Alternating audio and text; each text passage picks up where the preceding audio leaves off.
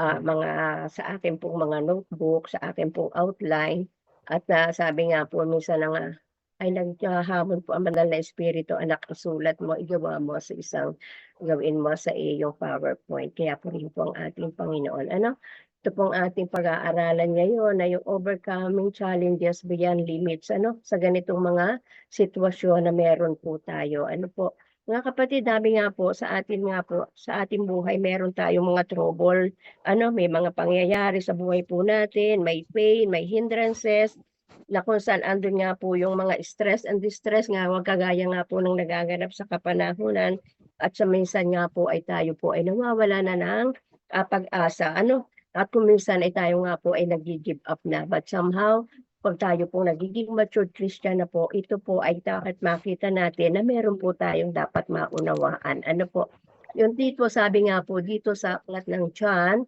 "I have told you these things so that in me you may have peace. In this world you have trouble, but take heart, I have overcome the world." Ano, ito po sabi nga po ng ating Panginoon sa kanyang mga salita ay sinasabi ko ito sa inyo upang kayo magkaroon ng kapayapaan sa pakikipag-isa sa akin. Mayroon kayong kapighatian dito sa sanlibutan, ngunit laksan ninyo ang inyong loob na pagtagumpayan ko na ang sanlibutan. Alam niyo po, sa kapurihan po ng ating Panginoon, every January po, pagdating ng buwan o kaya mid-year na sa January o January, June, at tapos pagka may conviction po ang banal na espiritu ay ako po'y nag-aayuno yung unang buwan na kung saan ay simpleng pag-aayuno at isa sa mga bagay na aking ipinagpe-pray ay yun nga po to take control in any calamities. Ano po, ang Diyos po natin ang may hawak ng lahat ng bagay kaya kasi nga po hindi po natin control, kaya nga po yung mga bagyo, lindol, mga tsunami, mga sunog, yung mga nanggagaling sa nagaganap sa pamilya, lahat po yan ay akin pong ipinapangunahan ko na ng pananalangin sa ating Panginoon. Ano po, and, andun nga po na kung saan ay kung tayo nga po ay naandun na nga po na tayo lagi nakaangkla sa ating Panginoon. Kung dumating nga po yung mga bagay na yan, tayo po ay payapa ang puso natin, hindi tayo ganap na nangangamba, natatakot. Kasi nga po, pinangunahan na po natin ng panalangin ang mga ganong sitwasyon. Pero dapat maisip po natin, dapat nga po, sabi nga po ay God has a purpose beyond every challenge that we have facing. Meron pong kung saan ay, layunin ang ating Panginoon sa mga hamong ito na kung saan ay ating hinaharap sa buhay po natin. Ano po, sabi nga po, wag po na tayong tumingin sa mga negatibo o untoward situation na nagaganap po sa atin, mga kapatid. Sa halip, look for the good purpose of God behind every challenges. Ang tingnan po natin ay ano nga po ba yung ginagawa ng ating Panginoon sa kabila ng mga paghamong ito. Ano po, ayun po sabi din nga po ni Pablo sa isa kay Timoteo, in fact, every one who want to live a godly lives in Christ will be persecuted. Ayan nga po, malinaw po sinasabi nga po yan din ni Pablo na lahat na kung saan ay sinabi nga po niya dito na kung saan ay ang lahat ng may nais mamuhay ng matuwid bilang tagasunod ni Kristo ay daranas ng pag-uusig. Ano po? So ngayon po tayo po ay may mga hinaharap. Ano po, ang atin nga po na kung saan tayo po ay mamamagitan sa sitwasyong nangyayari. Ano, yung paglubog na kung saan ay taon-taon naman nangyayari at nagaganap but somehow yung iba nga po ay talagang hindi pa maging handa. Ano po, o may mga pangyayari nga po na kung saan ay hindi talaga napaghandaan ang mga lugar na kung saan ay sa tagurong pagkakataon ay talagang dumaranas tayo sa mga ganyang mga pagkakataon. Ano, sabi nga po, in every challenges is just a season. Sa bawat paghamon po sa atin ay meron lang pong kapanahunan. At yun po ay hindi nagtatagal. Yun po ay mawawala at yun po ay matatapos. Dahil meron nga po itong mga kanya-kanyang panahon. Pag sa ganitong pagkakataon na kung sa'y tayo nga po humaharap sa mga pagsubok, God's power is displayed in our untoward and disadvantaged situation. May mga pakita po natin na gumagawa, nadi-display, nakikita po natin ang pagkilos ng ating Panginoon sa ganitong mga sitwasyon na hindi natin inaasahan. Sabi nga po dito, ang paghamon sa buhay natin na kung sa ibinibigay po sa atin, kaya nga po yung ganyang mga pangyayari, dapat nga po hindi tayo natatakot, hindi na tayo na kinakabahan, ba't kung dumating yung pagkakataong yun, andun na kung saan ay magpupuri sa ating Panginoon at pagsambay lagi nating dapat maunawaan. Ano? So, sabi nga po, God given hope. God given us a hope to His people. Sa ganitong sitwasyon po, alalahanin po natin na ang Diyos pa rin ang nagbibigay sa atin ng mga pag-asa sa ganitong mga pagkakataon. Sabi nga po sa Roma 8:18, present suffering and future glory, I consider that our present suffering and not worth comparing with the glory that will be willed in us. Ano, sabi nga po ni Pablo ito sa Roma 8. Ano po, makikita po natin yung atin daw po mga nararanasang mga paghihirap, yung mga sitwasyong ito, ay ito daw po mga kapatid ay naandun nga po na kung sa hindi natin nakikita ko yung future glory na mararanasan po natin. Ano po, kung atin pong babasahin, sabi nga po dito sa Roma 8:18 sa ating wika, sabi nga po dito, ay sa ganang akin ang pagtitiis sa kasalukuyan ay hindi maihahambing sa ihahayag ng kaluwalhatiang sa atin. Kaya nga po, ito po yung magandang pag-asa na kung saan ibinibigay sa atin ng ating Panginoon. Sabi din po dito ni Pablo sa 2 Corinto 2:9, however, as it is written, what no one I see, no eye has seen, what ear has heard, and what no human mind is conceived, the things God has prepared for these who love Him. So, may mga, ito po yung wala pa daw pong tenga, nakarinig, hindi pa daw po nakita ng ating mga mata, at walang, kung saan yung kaisipan natin, ay hindi pa natin nakikita kung paano yung inihahanda sa atin ng ating Panginoon. So, ito po yung sa ganitong mga sitwasyon na meron po tayong mapagnanagdadaanan, ito po yung pag-asang ibinibigay sa atin ng ating Panginoon. Ano? Na sabi nga po dito na andun sa kanya kung saan ay sinasabi nga po, life is hard, mahirap pa pamuhay minsan, but God is good. Ang Diyos po natin ay laging mabuti sa lahat ng sitwasyon na dapat po nating maunawaan. Ano? Ngayon din po, sabi din nga po dito ni Pablo, habang sila po ay nagmi-minister sa Acts 14:22, sinabi din po niya yan, na kung saan sa kanyang pangangaral, sinabi din po niya yon sa kanyang pangangaral na kasama nga po dito niya sa lugar ng Listra.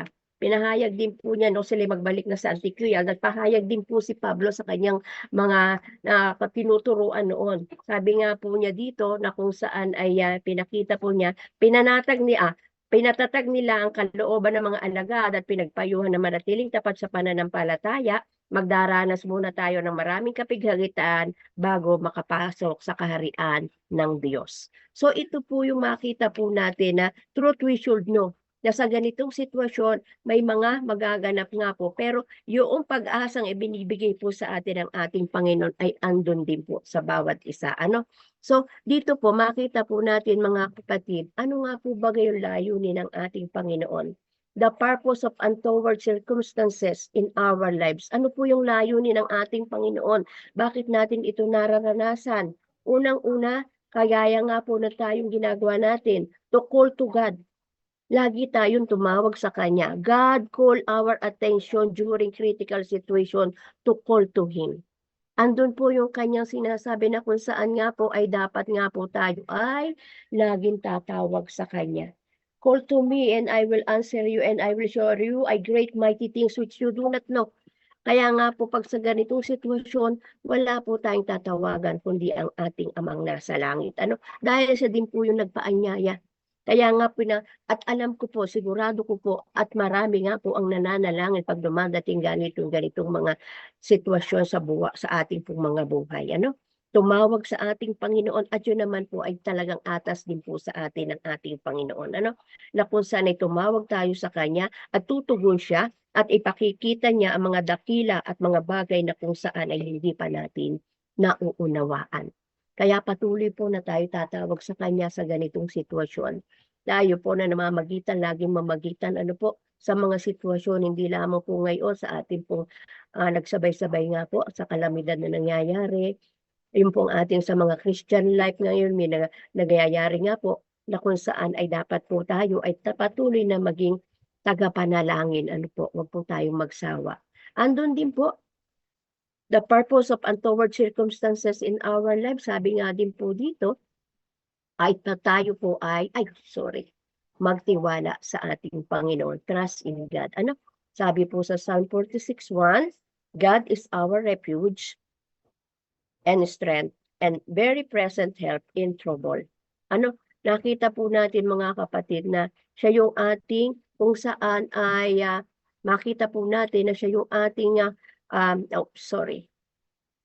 makita po natin na sa kung saan ay sa kung saan ay na kung saan ay makita po natin. Okay, sabi nga po sa letter B, we must trust in God. Sabi nga, God is our refuge and strength. At dito po makita po natin, ay very present help in trouble. Ano? God is our helper. Siya po yung ang tutulong sa atin. Wait lang po ha. Makita po natin, wait lang po.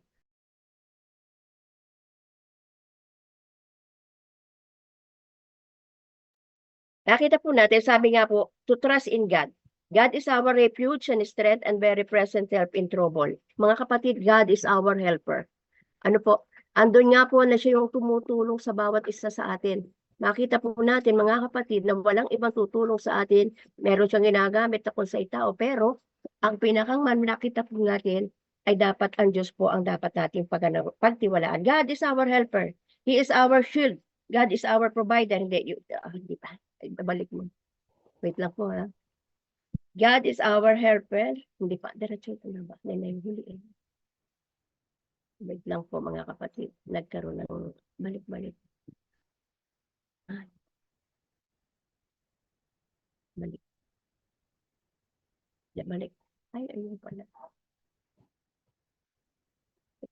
Isa pa. Ayan. Thank you.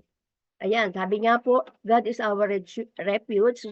Bakit po the purpose of untoward circumstances in our lives to trust in God? Because our God is our refuge and strength and a very present help in our trouble. Mga kapatid, sabi ko nga po, our God is our helper. He is our shield. Sabi nga po, God is our provider. He is our healer. Ano po ba ang makapwede pa nating masabi sa ating Panginoon? Ano? And our God is a great I am. Di po ba? Not great I was, sabi nga po, hindi yung siya ay dakilang Diyos noon, kundi not great I will be, I put a great I am. Sino dakilang Diyos? Sabi nga po ng ating Panginoon kay Abraham, sabihin mo sa mga tao, I am the great I am. So, yung mga bagay na kung saan ay atin pong kinakailangan, wala tayong higit na kailangan kundi ang ating Panginoon. Sinabi ng ating Panginoon, I am the great I am. Ano? Sabi nga po niya, yung pong bagang, He is ready anytime. Handang tumulong anumang oras to help us. Ano pa nga? Sa Diyos ang himala nga. Sabi nga po dito, ngunit sa atin ang pananampalataya. Siya ang gumagawa ng himala, pero dapat yung pananampalataya natin andun lagi sa kanyang magagawa sa buhay po natin. Kaya kailangan po nating magtiwala, manalig sa kanyang magagawa. Sabi nga po, and we need to be strong on these promises of God. Kailangan pong panampalatayanan natin, pagtiwalaan natin ang mga pangakong ito ng ating Panginoon. He is our refuge and strength. Pangako yan ng ating Panginoon, a very present help in trouble. Kaya po sabi nga po, purihin po ang ating Panginoon sa mga nagpapatotoo dahil naranasan po nila ang signs and wonder, miracle ng ating Panginoon sa kanilang mga buhay. We created in the image and likeness of God, mga kapatid. Sinabi nga po yan sa Genesis. Ano po? Tayo nilikha na kawangis ng ating Panginoon. Pagiging kawangis na kung saan sa katuwiran, sa kabanalan, hindi sa pagganitong physical, kundi yung katuwiran ng ating Panginoon. Tayo nilikha niyang kawangis niya. Sabi nga po, when Jesus Christ came upon our lives and received Him our Lord and Savior, sabi nga po, God Holy Spirit, ano po, ang banal na Espiritu ay naideposito po sa atin. So a great I am is in us. Yung dakilang Diyos natin ay nasa atin po. The moment we obey the word, we honor His word for us, for His glory, and He make us a dwelling place ng banal na Espiritu. Kaya yung great I am ay sumasa atin, mga kapatid. Hindi niya po tayo iniiwan. Naandun ang ating lakas para sa Kanya. Ano? Sabi nga pa ng ating Panginoon sa Kanyang pangako ng Kanyang salita, John 14:21, ang tumatanggap sa mga utos ko at tumutupad nito ay siyang umiibig sa akin. Ang umiibig sa akin ay iibigin ng aking Ama. Iibigin ko rin siya at ako'y lubusang magpapakilala sa kanila. Trust in God, mga kapatid. Sabi din po ng ating Panginoon, sumagot si Jesus, ang umiibig sa akin ay tutupad sa aking mga salita. ibigay siya ng aking Ama at kami sa Kanya at mananahan sa Kanya. We are the temple of the Holy Spirit, which is, sabi nga po dito, deposited in us, nakadeposito sa ating mga puso nang tumanggap tayo na nalig sa ating Panginoong Hesus. Kaya nga po, the moment we declare I am, kumbaga, pag sinasabi natin na kung saan ay, kung sa mga nangungunap tayo po ay, kung saan ay mababaw pa sa pananampalataya, may pag-aalilangan pa, sabihin lang na, may nagsasabi, ganito na lang ang buhay ko, maging mahirap na lamang ako, lagi na lang akong ganito. Lagi bang may complain, But somehow, kung dinideklara natin ito mga kapatid, sabi nga po, pag dinideklara mo, mahirap lang ako, ganito lang ako, bakit kumbaga parang iniinsulta natin yung great I am na nakadeposito sa atin. Ano po? Remember, we are created in God's image, mga kapatid. Nilikha tayong kawangis ng ating Panginoon. Kaya dapat, habang tayo lumalago, panghawakan natin ang kanyang mga pangako, magtiwala tayo sa kanya. Dahil yun po ang kanyang pangako ng ating Panginoon sa mga bawat isa sa atin. Sabi nga po, bigyan to declare na kung saan ay yung kung negatibo ang ating sinasabi noon, pero dahil tayo na andito nga nakadeposito ng banal na Espiritu sa atin, ang ating mga declaration ay may kapangyarihan na. Bigyan to declare, I am prosperous. I am prosperous. I am the child of God. Diba? Sabi nga po, yung bigyan to declare, I am blessed, I am the child of God. Sabi nga po, I am the great I am is with me. Yung mga ganung bagay pa, the great I am is my very own Father in heaven. Kaya nga po yung sa akin po ngayon, pag ako pagkagising sa umaga, after na mapuri, taas ang kamay, nakahiga pa, Lord, I am blessed, I am highly favored. I am your daughter, what is yours is also mine. Ako po'y tagapagmana mo, Lord. At kaya nga yung declaration natin ay dapat ay nakuunawaan po natin na kung saan ay maging positibo, wala na po yung negatibo. Huwag na natin sasabihin, ako'y mahirap lamang, ako'y hanggang dito na lamang. Hindi. Our God is a progressive God. Kung anong meron ka ngayon, pwede pa yung dagdagan ng ating Panginoon. Kaya panghawakan po natin ang kanyang salita. God sometimes need to bring us in a very hard circumstances. Ano po? Yung mga sitwasyon na kung saan ay critical in order not to trust in our own strength but rather to depend on God. So, pinararanas po natin sa atin ng Panginoon yun para dalhin tayo sa sitwasyon na kung saan ay magtiwala tayo sa Kanya. Bigyan tayo ng lakas. Huwag tayong dumepende sa ating sarili. Kundi, Lord, ito po para sa iyo. Tulungan mo ako. Ibinibigay ko po ito sa iyo. Hindi ko na kaya. O kaya may salamat, Panginoon. Ito po ay piniloloob mo. Siguro mayroon tayong mga pagkukulang. Lord, thank you. Salamat. Ginatanggap ko ito. Pero tulungan mo ako. Malampasan ko ito dahil ito po ay nasa akin na kung saan hindi mo hayaang manatili. Hindi, wala naman permanenteng nagaganap. Diba? Lahat ay napagtatagumpayan. Lahat ay lumilipas. Kaya yun po ang dapat nating pakita po sa ating na magdepende po tayo. To trust in God, magdepende po tayo sa Kanya. He is our refuge, strength, a very present help in trouble. Panghawakan po natin yan. Ang pagtitiwalang yan. Sabi nga po dito, God wants us to know that He is a refuge in time of troubles. And God will provide strength for us because He is our present hope in our trouble. Siya yung ating dakilang pag-asa sa panahon ng ating mga sirkumstansya o trouble sa buhay po natin. Sabi nga po, baka sa bawat isa, ngayon may struggle nga po tayo sa ating mga kaanak, mahal sa buhay na ngayon nasa ilalim ng, kung maaaring iba nasa mga evacuation center, maaaring na andun nga po na punong-puno pa ng baha ang kanilang mga tahanan, andun nga po na tayo may struggling, merong halimbawa yung mga sakit, sa panahonan, or anything, na kung saan ay ating pinagdadaanan ngayon mga kapatid. But remember, God is with us. God is within us. God is beside us. God is before us and behind us. He never leave us nor forsaking us. Lagi po natin panghawakan yung pangako ng yan ng ating Panginoon. Just release our faith. Yung ating pananampalataya lang po ang dapat nating ibigay sa ating Panginoon. Without any doubts, walang pag-aalingangan. Begin to believe, begin to trust, give confidence to the Lord. Yun po yung dapat nating panghawakan sa kapanahonan na ngayon po tayo ay dumaraan sa iba't ibang kung saan ay sirkumstansya ng buhay po natin. Mga kapatid natin na sabi nga po kanina ni Ate Ninya ba na sila po ay na may tubig pa sa kanilang lugar. At marami nga pong nakikita natin sa Facebook, nakita ko nga po. Salamat po sa Panginoon. Ano po, dahil sa ganitong sitwasyon na tayo pong nasa comfort zone, na kung sa'y nakaranas ng ganitong mga pag-ulan, mabuti yung sitwasyon natin. But yung panalangin sa ating kapwa, wag po tayo maging comfort lang. Kundi ipanalangin, Lord, kahabagan mo po, oh Diyos. Yung mga na meron po ako nakita sa Facebook ng anak, nasa ibabaw ng bubong. Pareho na puyog na sila nung bagong silang na baby. Kung yung isusuot natin yung sapatos, ano ba? Yung we will put our shoes to them, ano? Yung sitwasyon na kung saan ay dapat tayo yung naandun sa sitwasyon yun, ano? Kaya nga po, ano po ang ating patuloy na gagawin? Sabi nga po dito, kung saan ay ipagtiwala po natin sa ating Panginoon, ano? Dahil sabi nga po dito, God is about to give to heal our sickness, give peace to the heart, and provide our needs. Ano po? Kaya yun po ang dapat nating makita. Just release our faith, begin to believe, begin to trust, give confidence to the Lord, because our God is our healer in our sickness, give peace to our heart, and provide our needs. Totoo po yan. Kailangan siya pa nagpo-provide ng lahat ng ating pangangailangan. Ano? God is about to instruct you for whatever situation you are right now. Siya po ang mag-i-instruct sa atin kung anong mga sitwasyon na meron tayo.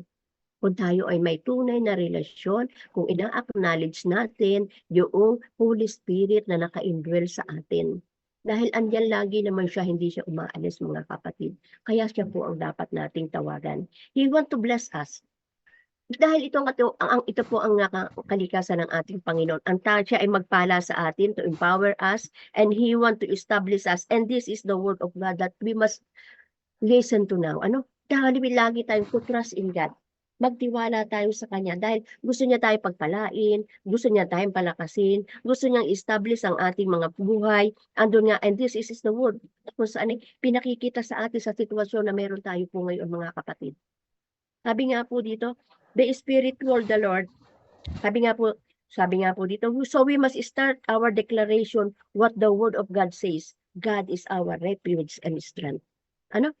Ayun po. So we start declaration. Alisin na po yung negatibo. Ako'y mahirap, ako'y may sakit, ako'y ganito. Rebuke that. Sabi nga po, anumang nasa dulo ng ating dila ang buhay at kamatayan. Kaya magdeklara lang tayo ng mabuti. Mag-declare na lang po tayo ng kung sa'y positibo. Mag-declare na lang tayo mga bagay na kung sa'y akala natin hindi natin mamimit, pero ang Diyos na andyan para ibigay sa atin. Kasi pag nag-declare, ibig sabihin, may pananampalataya, pananalig tayo sa ating Diyos na kung saan ay siya lamang ang makakagawa nito. Ano po? Sabi nga po, the Spirit of the Lord will manifest in our declaration. It will empower, and time will come, it will shape in our minds, empower in our hope, and it will come to life by the power of the Holy Spirit. Di po ba? Magkakaroon ng buhay ang ating idinideklara. Wait lang po.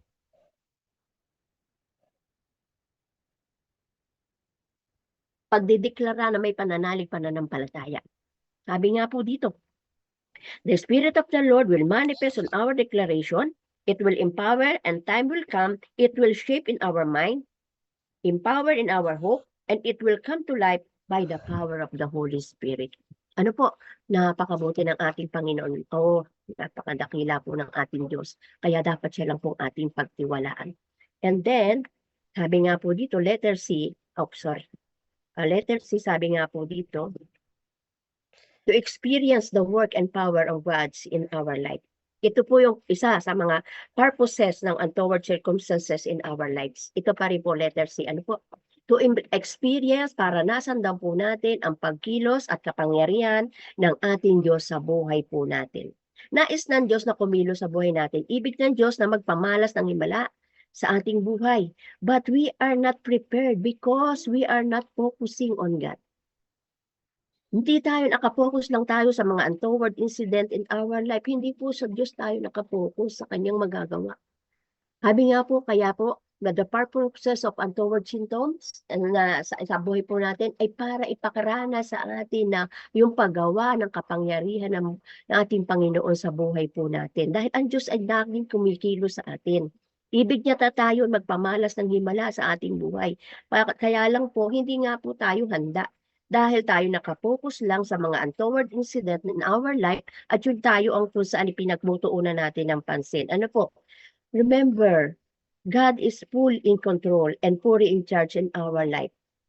In every situation, in this very moment, God wants us to experience His work and power in our lives. Tingnan po natin. Sabi nga po dito, sa mga nakita po natin, no? Atin pong basahin ito pong sa John 9, ito kung paano pinagaling ng ating Panginoong Hesus ang isang lalaking bulag. Sabi po dito, as he went along, he saw a blind man from birth. His disciple asked him, who sinned this man? Who sinned, this man or his parents? He was born blind. Neither this man nor his parents sinned, Jesus said. But it has happened so that the works of God will display on him. Makita po natin mga kapatid, sometimes people misinterpret as a Christian, ano? Minsan nga po tayo na misinterpret. Okay, basahin po natin itong nga sa chapter 9, ano, para sa Tagalog. Sa paglalakad ni Jesus ay may nakita siyang isang lalaki ipinanganak na bulag. Tinanong siya ng kanyang mga alagad, Rabbi, sino po ang nagkasala at ipinanganak na bulag? Ang lalaking ito, siya o ang kanyang magulang? Sumagot si Jesus, ipinanganak na bulag ang lalaking ito, hindi dahil sa nagkasala siya o ang kanyang magulang, kundi upang mahayag ang kapangyarihan ng Diyos. To experience the work and power of God in our lives. Makita po natin na kung saan, hindi po tayo exempted sa mga offense na kung saan nararanasan natin. No matter how good our intention are, like what Jesus did, ano, meron po mga kumbaga mga pangyayari sa buhay po natin na kung saan ay na-accuse po tayo. Gaya nga po ng isang bulag na ito, ano? On this situation na kung saan nakita po natin, na kung saan ginamit po niyang modelo, kung saan ay pinakita po niya yung kapangyarihan dito sa isang bulag na laking ito, ano, na kung sa ikasama din po, kasi marami nagmamatsyag dito po sa pagpapagaling na ito ni Jesus sa kanyang mga bulag, sa bulag na ito, ano, na kung saan ay siya po ay, sabi nga po ng ating Panginoon, ay, ng ating Panginoong Jesus ay, hindi dahil sa nagkasala siya ang kanyang magulang, kundi upang mahayag ang kapangyarihan ng Diyos. Sabi nga po, ito po ay kung saan ay, sa mga sitwasyon na kung saan negatibo, at ang dapat makita po natin na kung saan what the Word of God says begin to see and what they can do in our negative situation. Ano po? Dito po sa kung saan ay ito pong bulag na ito na kung saan ay sabi nga po mula pagkasilang, and he is not expecting that one day a great healer will heal on him. Ano? Hindi po itong sabi nga po itong batang ito na kung saan isang lalaking ito na bulag siya nung mula pagkasilang pero hindi niya inaasahan na isang araw mamimit niya ang dakilang manggagamot na gumagawa ng himala at kababalaghan. Ano po? Kung ano ang nasa isipan lang po ng bang taong ito ay siya mamalimos. Minsan ganun lang tayo ang ating pananaw mamalimos lang o kung anong sitwasyon ay ganito lang ang sitwasyon ko. Sabi nga po, minsan nga po, pag minsan nagpapahayag ka ng salita ng Diyos sa aking karanasan, ay magpapahayag ka na kailangan tayo isilang na muli, sasagutin ka ng mga tao na kung saan dito na kami namulat, dito na kami mamamatay. Parang ganito din po, ano? Sabi nga po dito, this man blind was birthed. Sabi nga po dito, he is not expecting that one day a great healer will come to him to help him. Ano? What is in my mind? Kung ano kanya nasa kaisipan, ay mamalimos lamang sa isang sulok ng isang kalye, and he does not know that one day a great physician, a great miracle worker will meet him. Baka po nga sa atin po mga kapatid, andyan na po lumalapit na ang ating Panginoon. Gusto niya tayong pagpalain, gusto niya na tayong pagalingin, gusto niya gumawa ng himala sa buhay po natin. Pero hindi nga po tayo nakapokus. Nakapokus lang po tayo sa sitwasyon na meron tayo. Hindi natin nakikita, baka kagaya po ng lalaking bulag na ito. Ano? Na kung saan, mga sa ating mga sarito, kung sa ganito na lang ako, ito na ang pangkalalagayan ko. Pero mga kapatid, meron po tayong waymaker and miracle working God na kung saan sabi nga po dito ay nagpapakita siya, layunin po ng mga untoward circumstances sa buhay po natin ay para maranasan natin ang kanyang pagkilos at kapangyarihan sa buhay po natin. Na kung saan ginawa po, ito po yung halimbawa sa bulag na lalaking ito. God promised that He will give us abundant life. Yun po ang pangako sa atin ng ating Panginoon, claim it. Buhay na ganap at kasiyasiyahang nais ng Diyos sa buhay natin. Jeremiah 29:11. Huwag po tayong mag-give up. If we will not yet get the fullness of our life, hindi po natin tatanggap pa yun sa buhay po natin, huwag po tayong mag-give up. Keep serving. Di ba? Keep faithful. Laging matapat sa Diyos. Do the things that God wants us to do right now. Huwag po tayong manghinawa dahil merong gustong ipagawa sa atin. One day, God will display His power and His promise is going to fulfill it sa atin. Tanggapin natin yun. Akuin po natin yun. Dahil ang Diyos nga po natin, waymaker and miracle working God, gaya ng ginawa nga po sa bulag na lalaking ito. Sabi nga po, God is going to use us mightily, people being used by God like kung saan ay gumagamit po ang Diyos ng mga taong pangkaraniwan. Kaya baka isa ka po yun, kapatid. Gaya po ni Joseph. Nakita po natin si Joseph. Siya binubuli ng kanyang kapatid, wala pa pang maliit pa. Siya po ay kung saan ay halos patayin, na kung saan ay pinagbili, mga kung saan ay nadala sa Ehipto. Sa Ehipto na kung saan ay siya po ay naging alipin, nakulong pa. Pero doon sa pagkakakulong ni Joseph, ng ilang taon, doon nakita yung kapangyarihan na bigay sa kanya ng ating Panginoon. Makita po natin yung step ng kanyang kung paano hanggang sa mula po sa pagiging bullying kapatid, hanggang siya ay maging nakulong pa, at siya doon sa pagkakakulong niya, siya ay nakilala ng parao, at doon sa pagiging, kung sa maraming persecution, na andun po na siya natukso pa ng asawa ng parao, pero naging matapat lagi si Joseph. At hanggang sa huli, makita po natin kung gaano naging matagumpay. Sabi nga po, sometimes hindi natin naunawaan ang pamamaraan ng Diyos. But we need to trust in Him sa kanyang magagawa sa buhay po natin. May mga sitwasyon na minsan nga po, pag tayo bata pa, itatanong tayo laging, bakit ganito, ganyan, pero halinawa, huwag na po tayo magtatanong ng bakit, kasi ako hindi na po nagtatanong ng bakit sa ating Panginoon. Pag dumatating yung sitwasyon na kung saan ay hindi mo kaaya-aya, Lord, salamat. Dahil alam ko sa karanasan ko, pag dumadating ang mga untoward incidents o untoward circumstances, ay may kapalit po yun. Ano po yan? Personal experience ko. Kaya sige, pag ako'y merong nanlalait, may mga nasalita kang narinig, sige lang, meron akong Diyos, may magtatanggol sa akin. Hindi ko na po pinapansin.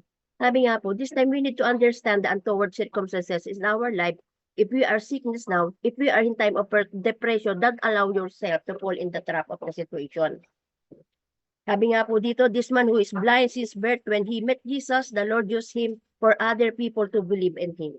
Itong bulag na ito na kung saan ay mamula pagkasilang ay bulag, na kung saan ay pero namamit na niya ang ating Panginoong Jesus, ginamit siya ng ating Panginoon para yung ibang tao ay manampalataya sa ating Panginoong Jesus. Ano po? Kaya nga po sabi, to experience the work and the power of God in our lives, gaya po ng lalaking bulag na ito. Same thing with us. Our life will used by God to other people to believe on Him. Sa ating mga patestimony, yan mo po nagpapatestimony. Patuloy tayo nagpapatestimony. Nagpapatotoo. Doon sa pamagitang marami tayong mai-encourage sa ating pagpapatotoo. God is good and faithful forever sa bawat isa sa atin. Taste and see, sabi nga po ng salita ng Diyos, taste and see that the Lord is good. Diba? Sa atin po matagal ng mananampalataya, kumbaga ay andun na ang nakikita natin, nararanasan ang kabutihan ng Panginoon. At yun dapat ang nakarema sa buhay natin. Kung may mga sirkumstansya na gaganap, pansamantala lang yung kapatid. May kapalit siyang nakalaan ng ating Panginoon. Huwag lang tayong mareklamo, huwag tayong magmurmur, kundi sa mga panong sitwasyon ay magpasalamat. Ganun po ako, personal ko po. Ano po? Sabi nga po dito, preaching and teaching is good for today.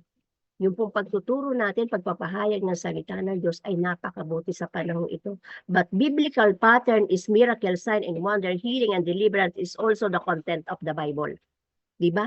Makita po natin mga kapatid, talagang yung pagpapahayag ng salita ng Diyos, tunay na ginagawa po natin yan. Pero dapat makita po natin biblically ang himala at kababalaghan, ang pagpapagaling, ang pagpapalaya, ay kasama din po nakatala sa ating banal na kasulatan. At maaaring isa po tayo, ikaw, na kung sa'y narito ay magamit ng Panginoon. Sa sitwasyong meron ka, baka yun ay gamitin ng Panginoon dahil ikaw po ang kagaya ng bulag na ito na kung saan ay ginamit ng ating Panginoon na maraming nanampalataya dahil sa pagpapagaling ng ating Panginoon dahil sa himala niya. Alam niyo po yung ating binabasa na kung saan ay yung four gospel, Matthew, Mark, Luke and John. Ito pong mapat na ebanghelyong ito ng ating Panginoon sa ating Biblia, nakita po natin, ay nakikita po natin, laging nababasa po natin ang signs and wonder na ginawa ng ating Panginoon Hesus. Sabi nga po, kailangan po natin, ito yung gusto ng ating Panginoon sa bawat isa sa atin. Na kung sa ipinaalala sa atin, ang Diyos natin, si Jesus, sabi nga po niya, He is the same yesterday and forever. Hebrew 13:8. Ano po? Kaya nga po, sa ating po mga sitwasyon, kailangan po natin yung patuloy na tayo po ay magtiwala sa ating Panginoon. Sa mga panahon po, mga kapatid, na tayo po, ano po ang gagawin natin sa mga untoward situation na ngayon nangyayari sa kapanahunan kung meron man po tayong nagaganap sa atin? Ano po yung dapat natin gawin during untoward situation? Letter A, hindi ko na lang po ito na-i-type, na ilagay sa i-verbal ko na lang po. Sabi nga po, allow God to work in our situation. Sa mga sitwasyon na kung saan ay hindi natin naunawaan, sabi nga po, ano yung dapat natin gawin? Allow God to work in our situation, don't interrupt Him. Hayaan po natin siya na kumilos sa buhay po natin. Pagkatiwala po natin ng buong puso sa Kanya ang ating mga sitwasyon. Dahil ang pangako ng ating Panginoon, sabi nga po, Roma 8:28, and we know that in all things, God works for the work of those who love Him and who have been called according to His purpose. Ang Diyos ay gumagawang kasama natin. Ayan, para press ko na lang po sa Tagalog. Na kung saan ay sa lahat ng bagay ay Diyos ay gumagawang kasama natin para sa ating ikabubuti. Alam niyo po, sabi nga po, ng aming mentor, ang halimbawa po niya sa sitwasyon na kung saan ay tayo nakakaranas ang toward situation. Yun daw po, kumbaga, ay yung makikita po natin, tayo nakakainom ng grape juice. Di ba? Ang grape juice mula sa ubas. Bago po maging juice, bago po maging grape juice ay galing sa ubas, ang ubas ay dumadaan muna sa crushing, sa machinery, pagdudurog, para sa ang maging result nyo na ay isang sabi nga po ay yung natitikman natin minsan na red wine o alak na iba't ibang klase. Pero dumaan siya sa crushing, sa iba-ibang makinarya na kung sa ipinagdaanan. Sabi nga po sa atin pong mga tao, crushing is not our destination, but it is our transportation toward God, towards divine destination. Yan pong sinasabi nating untoward situation, mga circumstansya na naranasan po natin mga kapatid, ay kinakrush po tayo. At ito po isang destination, ito po along the way lang, nasa journey po tayo. Pero ito po isang transportation, kumbaga nasa journey po tayo towards God's divine destination. May gustong magkaloob sa atin ng ating Panginoon. Kaya purihin, dakilain ng Panginoon pag dumadating tayo sa mga sitwasyong ito. Dahil meron pong pagkakalagyan tayo sa ng ating Panginoon. At yun po ay sa ating ikabubuti. Dahil tayo mga anak ng Diyos, nagtitiwala sa Kanya, kaya yun po ang ating pagtiwalaan. Another thing what to do in doing toward a situation, sabi nga po, allow God to work in our situation, don't interrupt Him. Sorry. Letter B, obey God without questioning His ways. Sundin po natin, sabi nga po kanina, sundin po natin ang kalooban ng ating Panginoon na hindi tayo nagtatanong sa Kanya. Sabi nga po dito, kumbaga, bakit ganito? Bakit nangyari ito sa akin? Hindi na po dapat natin ginagawa yun. Bagkus ang sabihin na lang po na, Lord, salamat, sasamahan mo ko, pangako mo, kasama kita, nasa unahan kita, nasa tabi kita, nasa likuran kita. Diba? Okay, obey God without questioning His way. Sabi nga po na ni Haring Solomon sa Ecclesiastes 3:11, He has made everything beautiful in each time. Doon nga po, sabi nga po, He also set eternity in the human heart, yet no one can fathom what God has done from the beginning to end.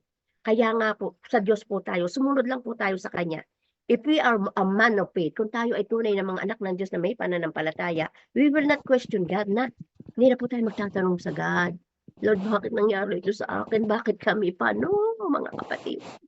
Magpasalamat po tayo sa ating Diyos dahil sabi nga po, the more we have question to God, na long na kung saan nasa long process po tayo. Kaya huwag na tayo magtatanong kasi dahalip na matapos na ibigay na ni Lord yung Kanya para sa iyo kapalit ng iyong mga untoward situation, ay nagtatanong ka pa, pahahabain pa lalo ng ating Panginoon. Kung sinasabi na lang natin, Lord, thank you, aba, ay di, purihin si Lord dahil paiikliin niya yung sitwasyon. Kaya nga po mga kapatid, sa atin pong pananalig, pagtitiwala, sabi nga, the purpose of untoward situation is to call upon God, to trust on Him, to experience the works and power of God in our lives. Kaya po mga kapatid, let's receive His power, receive His deliverance, receive His healing in Jesus' name, receive His miracle in the name of Jesus. Ano po, maging mature na po tayo sa pagiging Kristiyano. Huwag na po tayo mag-alinlangan, hawakan natin pangako ng ating Panginoon. Kaya nga po itong ang untoward situation, kung meron man tayong pinagdadaanan, patuloy tayong tumawag sa Diyos, patuloy tayong magtiwala sa Kanya, at patuloy nating maranasan ang gawa at kapangyarihan ng Diyos sa ating mga buhay. Kaya mga kapatid, receive His power, receive His deliverance, receive His healing, and receive His miracle in the name of Jesus. Heavenly Father, thank you so much for your mercy and grace. Nawa po, Ama, nga po ang tulay na patuloy at magpapalawak, magpapalalim sa iyong mga anak. Lord, thank you. Dahil ikaw po yung Diyos namin na kung saan ay patuloy na sa amin. Salamat sa mga salita mong nahayag.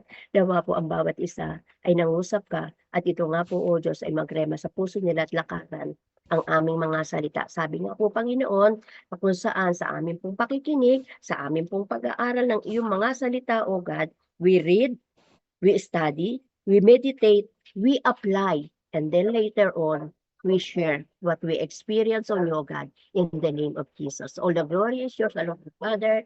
In the name of Jesus we pray. Amen and amen. Salamat po. God bless everyone. Back to you po, Sis Babe. Amen. Praise the Lord. Maraming salamat po, Pastor Ami.